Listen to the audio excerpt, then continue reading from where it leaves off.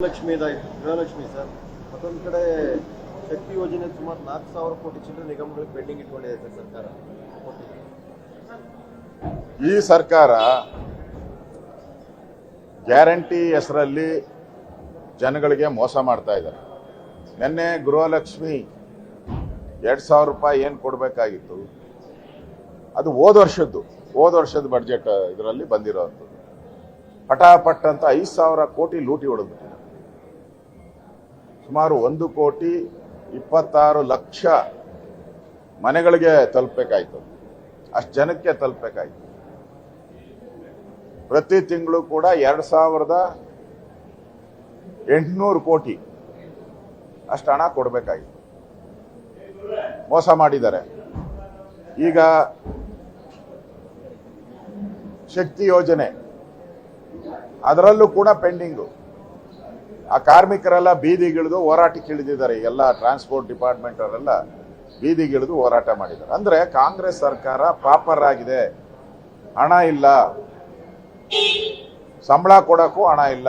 ಆ ಪರಿಸ್ಥಿತಿ ಇವತ್ತು ಕಾಂಗ್ರೆಸ್ ಒಂಥರ ಅವ್ರ ಮಾನ ಮರ್ಯಾದೆ ಎಲ್ಲ ಬಟಾಬೈಲಾಗ್ಬಿಟ್ಟಿದೆ. ಕಾಂಗ್ರೆಸ್ ಮಾನ ಮರ್ಯಾದೆ ಎಲ್ಲ ಹಣ ಇಲ್ಲ. ಇನ್ನೊಂದು ಕಡೆ ತೆರಿಗೆಗಳ ಮೇಲೆ ತೆರಿಗೆ. ಈಗ ಮತ್ತೆ ಸ್ಟ್ಯಾಂಪ್ ಡ್ಯೂಟಿಯನ್ನು ಜಾಸ್ತಿ ಮಾಡ್ತೀನಿ ಅಂತ ಹೇಳ್ತಾ ಇದ್ದಾರೆ. ಈ ಸರಿ ಬಡ್ಜೆಟ್ ಮಾಡ್ಬೇಕಾದ್ರೆ ಸಿದ್ದರಾಮಯ್ಯ ಎಣ್ಣೆ ತಗೊಂಡವ್ರ ಮೇಲೂ ಟ್ಯಾಕ್ಸ್ ಬೀಳ್ತದೆ, ಮನೆ ತೆರಿಗೆ ಜಾಸ್ತಿ ಮಾಡ್ತಾರೆ. ಅಂದರೆ ಈ ಸರ್ಕಾರ ಒಂದು ಕಡೆ ತೆರಿಗೆ ಹಾಕುವಂಥದ್ದು, ಇಲ್ಲಿ ನಾಗರಿಕರಿಗೆ ಕೊಡಬೇಕಾಗಿರೋಂಥ ಸವಲತ್ತುಗಳಿಗೆ ಕತ್ತರಿ ಹಾಕಿ ಇದು ಒಂಥರ ತೊಗಲಕ್ ಸರ್ಕಾರ. ಇದರಿಂದ ರಾಜ್ಯದ ಜನ ಬೇಸರ ಆಗಿದ್ದಾರೆ. ರಾಜ್ಯದ ಜನಕ್ಕೆ ಅನ್ಸ್ಬಿಟ್ಟಿದೆ ಈ ಪಾಪಿ ಸರ್ಕಾರನ ಯಾಕೆ ಎಲೆಕ್ಟ್ ಮಾಡಿದ್ರು ಅನ್ನೋಷ್ಟು ಬೇಜಾರು ರಾಜ್ಯದ ಜನತೆಗೆ ಇದೆ.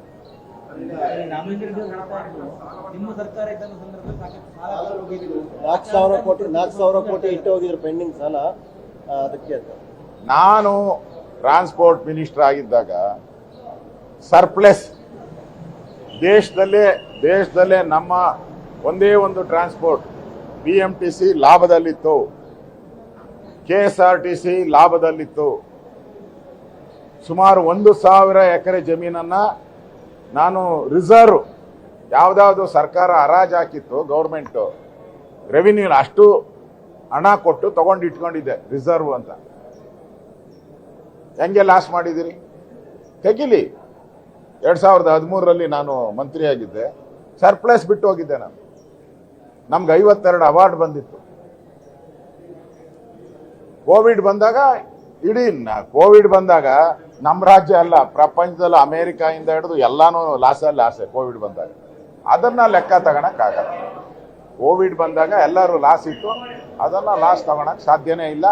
ಅದನ್ನ ತೋರ್ಸೋದು ಬೇಡ. ನಾ ಇದ್ದಾಗ ಎಷ್ಟು ಲಾಭ ಆಯಿತು ಅದನ್ನ ಬೇಕಾದ್ರೆ ಹೇಳಿ. BMTC KSRTC ಎಷ್ಟು ಲಾಭ ಆಯಿತು, ಲಾಸ್ ಇತ್ತು ಹೇಳಿ. ನಾನು ಚರ್ಚೆಗೆ ಸಿದ್ಧ ಇದ್ದೀನಿ.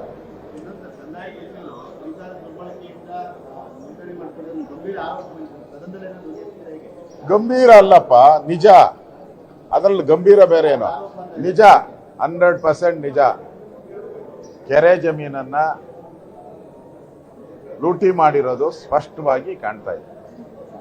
ಸುಮಾರು 21 ಎಕರೆ ಜಮೀನು, ಕೋಲಾರ, ನರಸಾಪುರ. ಕೋಟ್ಯಾಂತರ ರೂಪಾಯಿ ಆಸ್ತಿ. ಇವತ್ತು ಅಲ್ಲಿ ಪಾರ್ಟಿ ಮಾಡಿದ್ದಾರೆ ಅಂತ ಯಾರೋ ವಿಡಿಯೋ ಕಳಿಸಿದ್ರು ನನಗೆ. ಅದೇ ಜಾಗದಲ್ಲಿ ಅಧಿಕಾರಿಗಳ ಪಾರ್ಟಿ ಮಾಡಿದ್ದಾರೆ, ಸಭೆ ಮಾಡಿದ್ದಾರೆ. ಒಂದ್ ಕಡೆ ನಿನ್ನೆ ಲಕ್ಷ್ಮೀ ಹೆಬ್ಬಾಳ್ಕರ್ ಅವರದ ಹಣ ಲೂಟಿ, ತಪ್ಪು ಮಾಹಿತಿ. ಇನ್ನೊಂದ್ ಕಡೆ ರೆವಿನ್ಯೂ ಇಲಾಖೆಯಲ್ಲಿ ಯಾರು ರೆವಿನ್ಯೂ ಜಮೀನನ್ನ ಕಾಪಾಡಬೇಕಾಗಿತ್ತು ಆ ಕಾಪಾಡುವಂತ ವ್ಯಕ್ತಿಯಿಂದನೇ ಅಕ್ರಮ. ಮತ್ತೆ ನಿನ್ನೆ ಗೃಹ ಸಚಿವರು ಯಾರು ಆ ಪೊಲೀಸರು ರಾಜ್ಯದಲ್ಲಿ ಕಾನೂನು ಸುವ್ಯವಸ್ಥೆ ಕಾಪಾಡಬೇಕಾಯ್ತು, ಅವರೇ ಕಳ್ಳರಾಗ್ಬಿಟ್ಟಿದ್ದಾರೆ. ಪೊಲೀಸರೇ ಕಳ್ಳರು, ಕಳ್ಳ ಪೊಲೀಸ್. ಅಂದ್ರೆ ಈ ಸರ್ಕಾರ ನುಂಗಣ್ಣಗಳ ಸರ್ಕಾರ, ಲೂಟಿ ಮಾಡೋ ಸರ್ಕಾರ. ಇಡೀ ಕ್ಯಾಬಿನೆಟ್ ಅಲ್ಲಿ ಎಲ್ಲರೂ ಕೂಡ ಲೂಟಿಗೆ ಹೇಳಿದಿರೋದು ಇದರಿಂದ ಸ್ಪಷ್ಟ ಆಗ್ತೈತೆ. ಇದನ್ನ ತನಿಖೆ ಆಗಬೇಕು. ಅದಕ್ಕೆ ನಾವು BJP ಇದಕ್ಕೆ ಒತ್ತಾಯವನ್ನ ನಾವು ಮಾಡ್ತೀವಿ.